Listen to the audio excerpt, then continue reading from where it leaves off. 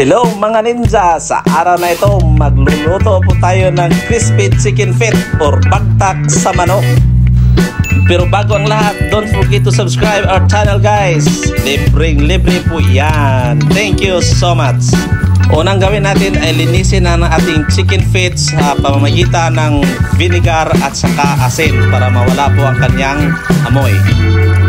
Mga sangkap po natin guys ay kalahating kilo ng chicken feet, breading mix, bay leaves, vinegar, salt, garlic, onion, at saka paminta. Kalahating kilo lang po guys, isang kainan, good for 3 to 4 persons. Pagkatapos po natin hugasan ng tubig, putulin or tanggalin na po natin ang mga kuko ng chicken feet. At saka habang naglilinis guys, please don't forget to subscribe. Thank you.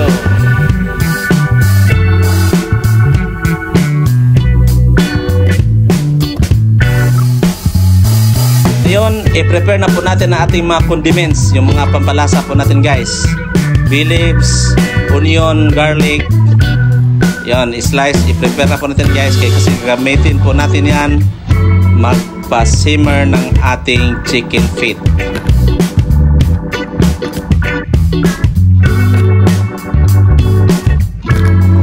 Matagal-tagal po yan guys yung pag-prepare po natin na pag-slice ng ating mga condiments, kaya may time po kayo mag-isip kung mag-subscribe na kayo.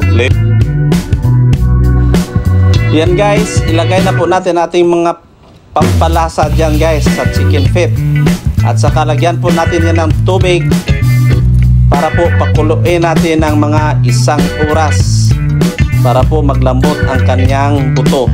Matagal po yan pag-prepare guys, pero sulit naman kasi napakasarap yan after nating pakuluin ng matagal. At lalambot na po ang kanyang mga buto.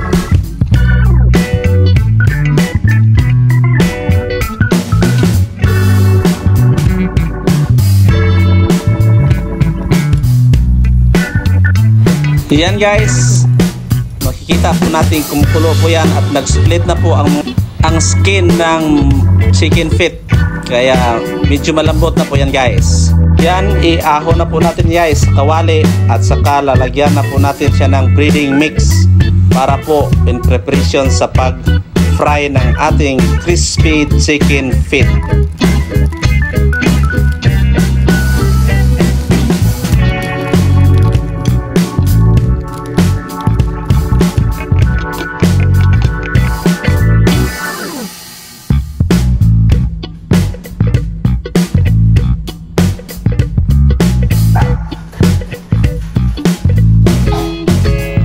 Yan guys, i-roll po natin ating chicken feet sa ating breading mix para maikot po, mapuno po siya ng ating breading mix kagaya po ng Chicken Joy crispy delicious chicken delicious.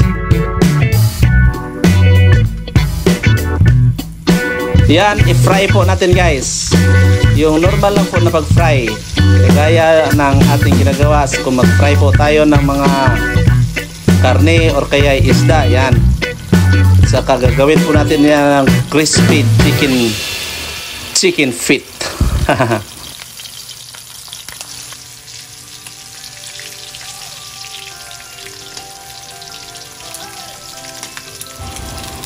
Tapos ibaliktad po natin guys, baliktarin po natin ang ating mga chicken feet para po maluluto pati sa kabila. Ayun, namumula na guys, namumula na. Yan guys, so kitang-kita nyo guys, namumula na at saka luto na po yan, malapit na po yan maluto, maihain at makakain na po tayo ng crispy chicken feet.